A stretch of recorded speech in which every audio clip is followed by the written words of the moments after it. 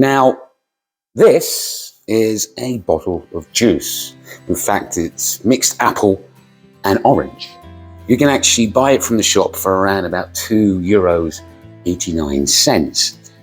But what is the real value of this item? What's the true intrinsic value of this item? And how do I know what the future real value of this product may be in the future? Let's talk about that.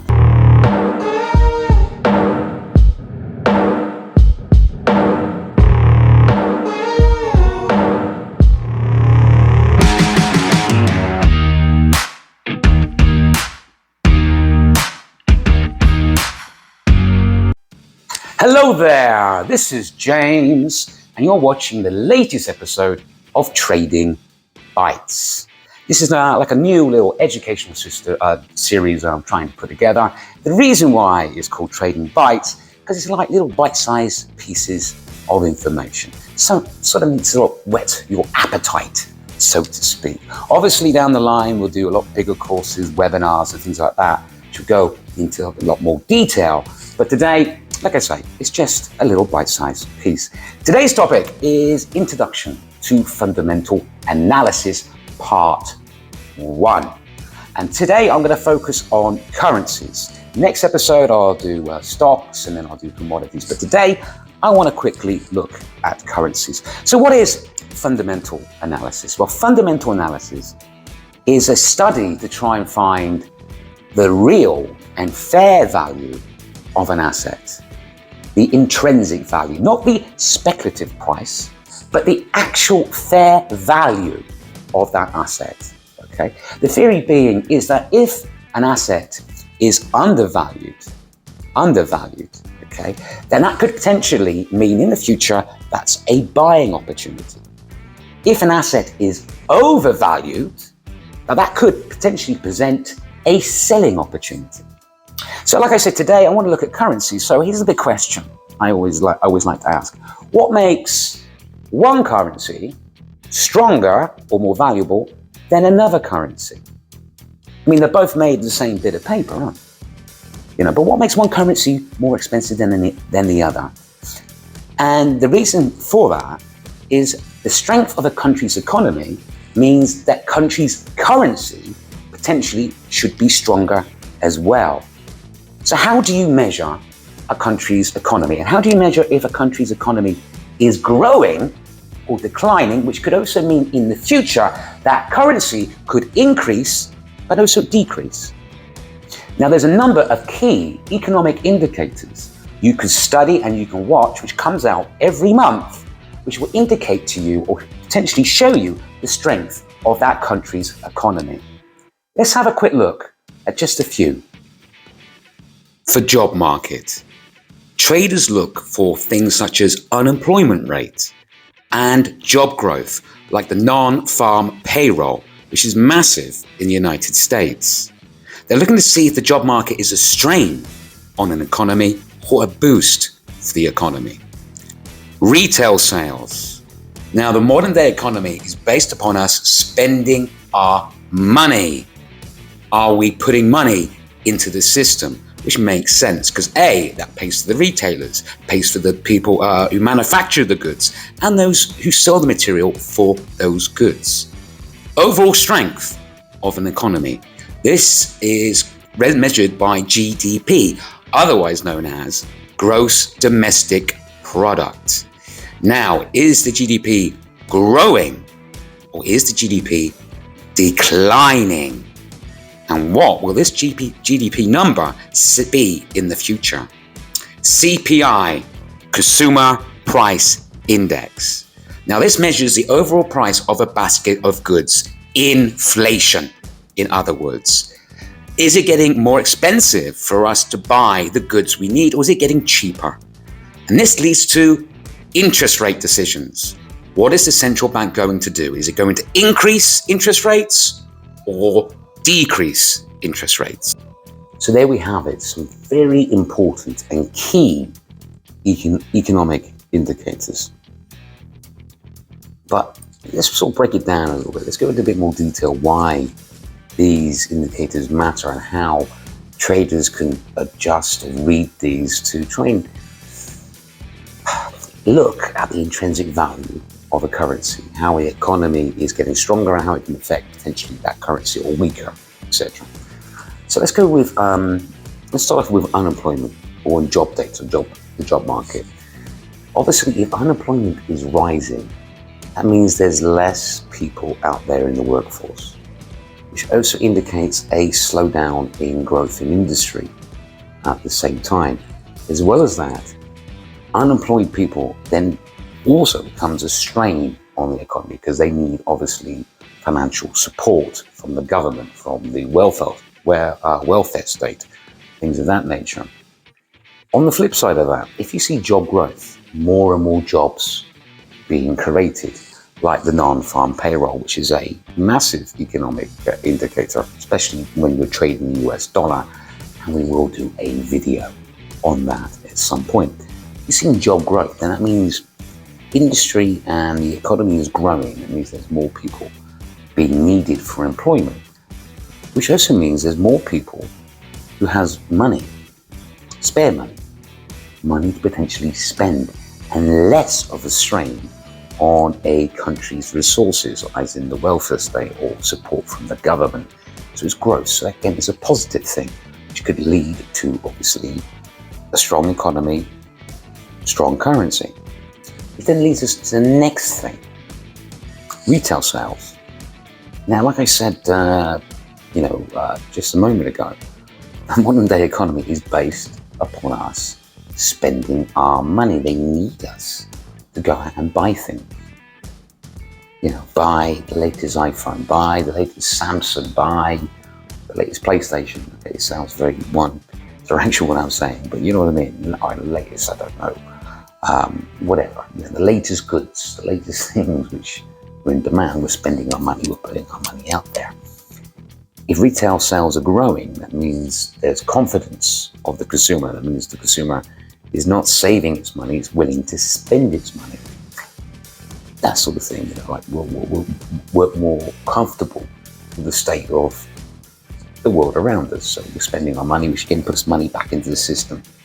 That money then pays the retailer, pays the manufacturer, pays the person who's selling material goods. So it's a good thing of putting money back into the system. So if we see growth in retail sales, again, that is positive potentially for the economy, which means potentially is positive for that currency.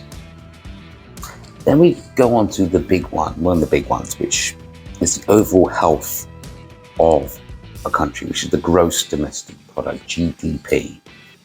Now, obviously, at the moment, the strongest GDP in the world is the United States.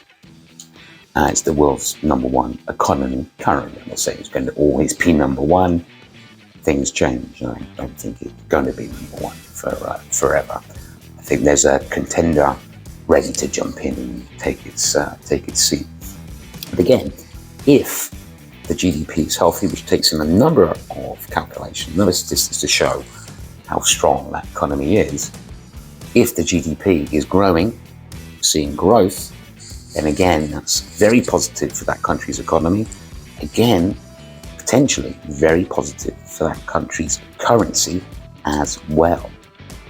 Then we lead on to CPI, Consumer Price Index. Now this, over the last 2 years, has been a major thing.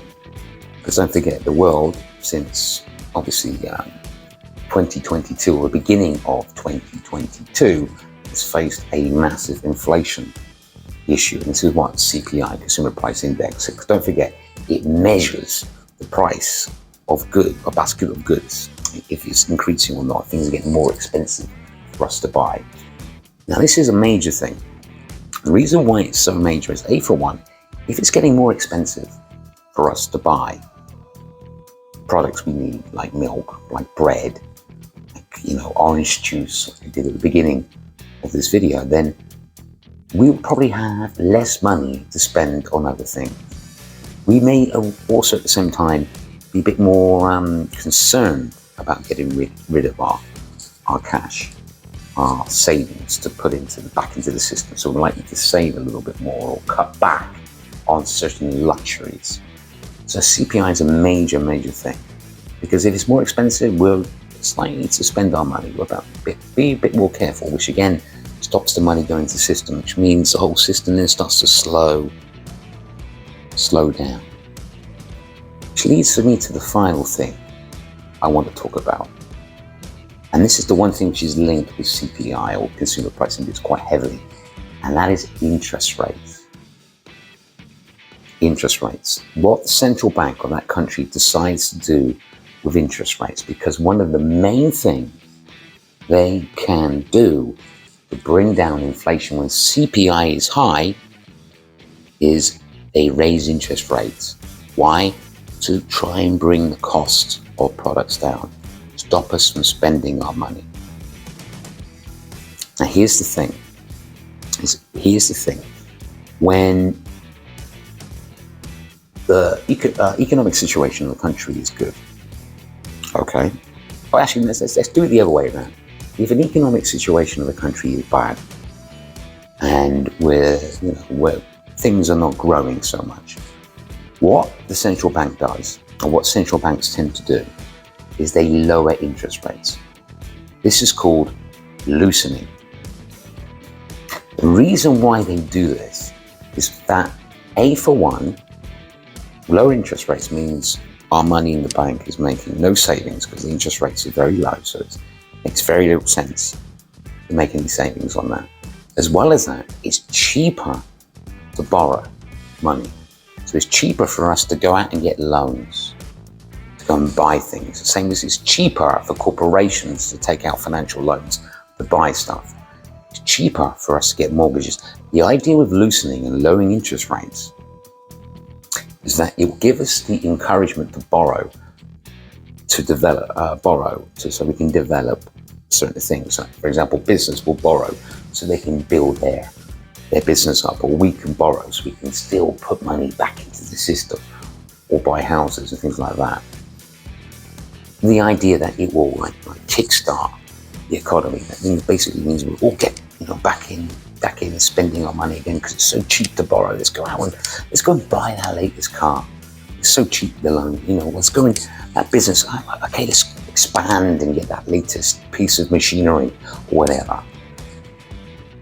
When things are good, when the economy is stable, when employment is good, when the job market is good, or when retail sales is stable and inflation is high, the central bank does something different. They would do what's known as tightening. And this is when they increase interest rates. The reason why they do that is they try and do that to try and encourage us to start to save. They try and encourage us not to borrow so much, to slow it down, because the economy is stable and it brings down inflation. That's called tightening. Now, how interest rates affects currencies is because if a country lowers interest rates, or a central bank, lowers interest rates, it means that country's economy is struggling. It means that they are having to inject it with a boost. So whoa, okay, that's not good. That's not a good sign. That economy, that's not a good sign for that currency. If they raise interest rates or tighten interest rates, that means that is a good sign. That means that economy is pretty strong. So that's a good sign that that currency and that economy is pretty stable for them to be able to be in the position to raise interest rates because they believe the economy can take it. If that's the case, then they think that currency is reasonably stable and reasonably strong, so it shows growth. So all these little things, a couple of little indicators we've gone over, then there's so much more than just these. There is loads more, but these are the major ones which you can follow. All give you the impression of how strong that economy is and how strong that potential currency could be. And don't forget, when we look at fundamental analysis, we are really looking in the medium to long term, how strong that currency could be in the future. Like I said, this is just trading bites. This is just a small little bite-sized piece of it. We'll be doing full webinars and full courses later down the line. And like I said, this is only part one. I'll be doing part two, soon, where I'll be talking about stocks. And then part three, when I'll be talking about fundamentals, about commodities. And guess what? Yes, we'll be talking about gold in that topic, because those who know me know I love gold and I am a gold trader. Anywho, I hope you found this little video interesting and insightful.